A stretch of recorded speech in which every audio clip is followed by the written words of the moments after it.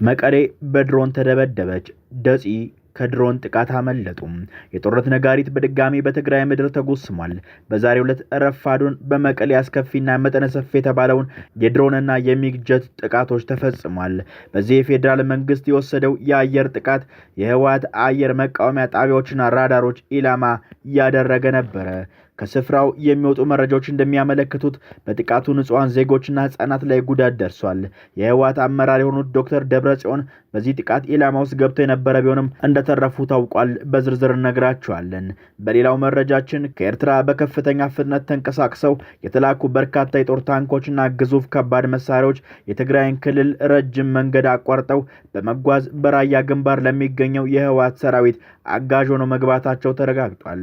ይኸውም ከባድ የጦር መሳሪያና የታንኮች ስምሪት ቀደም ሲል በሁለቱ ወገኖች መካከል ይደረግ የነበረውን የፖለቲካ ድርድርና ስብከት ወደ ተግባራዊ የብረትና የእሳት ጥምረት መቀየሩን በግልጽ ያሳያል ተብሏል።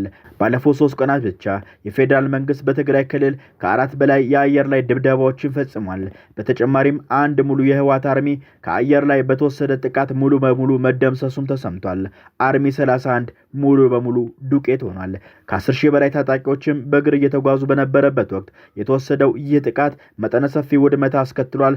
በዚህም ጥቃት ከ500 በላይ ቁስለኞች በመከላከያ ቁጥጥር ስር እንዲገቡ አድርጓል። ይህ በእንዲህ እንዳለም መንግስት በትግራይ ይዞታዎች ላይ በጥልቀት ለመግባት ውጥን እንዳለው የሚጠቁሙ መረጃዎችም እየወጡ ነው።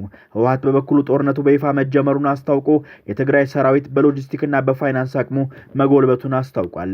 ይሁን እንጂ ሰላም ተስፋ ተጥሎበት የነበረው ውይይት በተለይም በኬንያ ይደረጋል የተባለው ድርድር ውሸት ነው በሚል በህወሓት በኩል ውድቅ ሲደረግ፣ ይህን ተከትሎም የህወሓት ቃል አቀባይ በአፋርና በአማራ ግንባር በኩል የሚደረገውን የተባባሰ ጦርነት ተከትሎ ጦርነቱ በይፋ ተጀምሯል ሲሉ ጦርነቱን በይፋ አውጀውታል።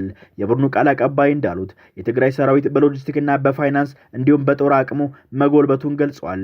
በዚህ ቀውስ መሃል በዛሬው ዕለት ረፋድ ላይ የኢትዮጵያ አየር ኃይል ከፍተኛ የድሮን ጥቃት በመቀሌ አስከፊና መጠነ ሰፊ ተብሎ የሚገለጸውን ጥቃት ፈጽሟል።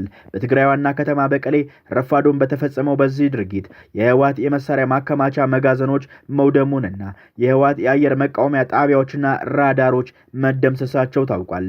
በዚህ ጥቃት በራዳር ገጠማ ላይ የነበሩ የውጭ ሀገር ዜጎችም አብረው መውደማቸውን ለህልፈት መዳረጋቸው ተጠቁሟል። ባለፉት 3 ቀናት ብቻ 4 የአየር ጥቃቶች በክልሉ ተፈጽሟል የተባለው መረጃ እነዚህ ጥቃቶች በተለይም በህወሓት አመራር ለማዳከም ያለመ ቢሆንም በቦታው የሚገኙ መረጃዎች ግን እንደሚጠቁሙት የሲቪል ህዝቡንና ህፃናትን ጭምር ለከፍተኛ ጉዳት መዳረጋቸውም እየተገለጸ ይገኛል። ለዚሁ ማረጋገጫ የሚሆነው በአንደኛው ጥቃት የድርጅቱ ሊቀመንበር ዶክተር ደብረጽዮን ገብረ ሚካኤል ኢላማ ውስጥ ገብተው የነበረ ቢሆንም ለጥቂት እንደተረፉ መረጃዎች አመላክቷል። በተመሳሳይ ሰዓት በአፋር ክልል አካባቢ የፌዴራል መንግስት አየር ኃይል ከ10 ሺህ በላይ የሚሆኑ ታጣቂዎች በእግር እየተጓዙ ባሉበት ሁኔታ ላይ ከአየር ላይ በወሰደው ጥቃት ሙሉ የህወሓት አርሚ 31 መደምሰሱን መንግስት አስታውቋል። ጥቃቱ የተፈጸመው ታጣቂዎች ወደ ጦር ግንባር እየተጓዙ በነበረበት ወቅት ሲሆን በዚህ ጥቃት ከ500 በላይ ቆስለኞች በመከላከያ ቁጥጥር ስር መውደቃቸውም ተሰምቷል። የጦርነቱ ላይ ሌላ አዲስ ክስተት ደግሞ ከኤርትራ የተላኩ ታንኮችና ከባድ መሳሪያዎች ህወሓትን ወግነው ለመውጋት ትግራይ ክልል አቋርጠው ራያ ግንባር መግባታቸው መሰማቱ ነው። ይህ መረጃ በጦርነቱ ላይ ተጨማሪ ውስብስብነትንና አሳሳቢነትን የሚፈጥር ሲሆን የክልሉ ሁኔታ ይበልጥ እንዲባባስ እንደሚያደርግም እየተገለጸ ነው። ጦርነቱ በሁለቱ ወገኖች መካከል የሚካሄደውን ከፍተኛ ግጭት አሁንም ቀጥሏል። በዚህ ቀውስ የተጎዱ ሲቪል ሰዎች ብዛትና ንብረት ውድመት አሳሳቢ የሆነ መጥቷል። የሁለቱ ወገኖች መሪዎች ለድርድር ፈቃደኛ ካልሆኑ የጦርነት ይበልጥ እየተባባሰና ረጅም ጊዜ ሊወስድ እንደሚችልም ስጋት ደቅኗል።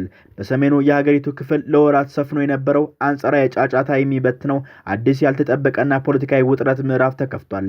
ቀደም ሲል በጽኑ ቅራኔና በደምና በብረት ውጊያ ይታወቁ የነበሩት የኤርትራው አገዛዝና የህወሓት ኃይሎች ባልተጠበቀ ሁኔታ መስመራቸውን አስተካክለው ባደረጉት ታሪካዊና አዲስ የጋብቻ ስምምነት የቀደመ ጠላታቸውን በጋራ ለመጋፈጥ ቆርጠው ተነስተዋል።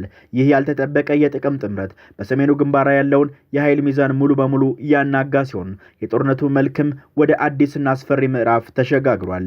ይህ አዲስ ወታደራዊ ጋብቻ የመጀመሪያው ግልጽ ማሳያ ደግሞ በራያ ግንባር ላይ ታይቷል።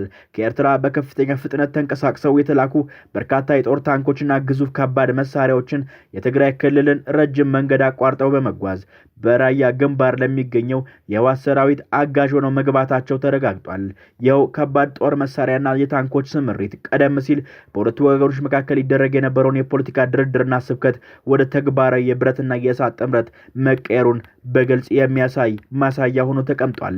በራያ ሰማይ ስር የተደቀነው ይህ አዲስ የጦር ደመና በሁለቱ አካላት የተቀናጀ ስትራቴጂካዊ የሚመራ በመሆኑ በግንባሩ ያለውን የጦርነት ግለት በእጅጉ አፋፍሞታል።